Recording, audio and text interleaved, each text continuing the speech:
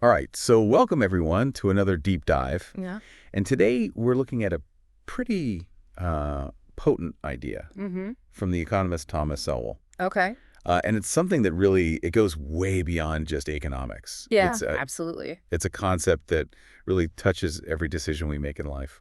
I think that's a great way to put it. Yeah. It's something that Sowell, who is known for his, economic theories and all that, really hit on a fundamental truth, I think, about just the human condition with this idea. Yeah. So he said, I'm just going to quote him directly here. Okay. There are no solutions.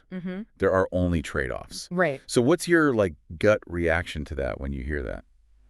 I think it can be a little bit jarring at first. Okay. Because we're so used to, I think in Western society, we're so solution oriented. Yeah. We want to find the right answer, the solution to the problem. Yeah. And I think what Sowell is getting at is that's kind of a fallacy in a way. Every choice you make, every path you take has inherent cost and benefit to it. Right. And so it's not about finding the perfect solution. It's about understanding what you're willing to sacrifice to gain something else. Okay. So could you give us a concrete example Sure. of what this looks like? Yeah. So imagine you're at a crossroads in your career. Okay. You could pursue a high-powered job. Yep. Make a lot of money. Big salary. Yeah, big salary, but maybe it demands, 80-hour work weeks. Oh, yeah. Constant, stress. Yeah. Or you can choose a job that's maybe more personally fulfilling and meaningful, Right. but maybe doesn't come with the same financial rewards. Right. So that's a trade-off, right? Yeah. It's okay, what's more important to you right now? Yeah. Is it financial security or is it personal fulfillment? So is there no way to have it all? Well, Is there no way to have the lucrative job that is also... That's the ideal, right? That's what everybody wants. Yeah. But I think the reality is, even if you find that job, Okay. there's still going to be trade-offs. Okay. Maybe you're, making a ton of money, you're super fulfilled by your work, but you have less time for family or hobbies. Right. Or you could do somewhere you don't want to live. Right, exactly. Yeah. So I think, the idea isn't that we're doomed to be unhappy, Right. but that by recognizing these trade-offs, we can make more informed decisions Okay. and be realistic about the costs and benefits of our choices.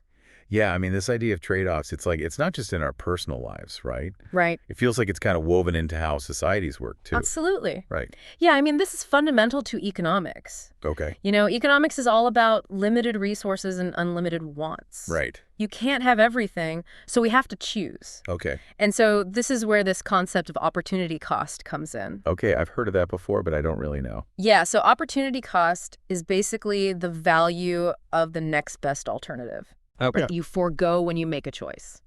Okay. So let's say Give me an example. you decide to spend your weekend catching up with friends. Okay. The opportunity cost of that might be that you don't get to finally clean out your garage. Or go on that hike I've been meaning to go on. Or go on that hike, exactly. Yeah. So it's not to say that, spending time with friends is a bad choice. Yeah. But it's just to say that there's always something else you could be doing with your time. Right. And the opportunity cost is the value of that next best alternative. Yeah.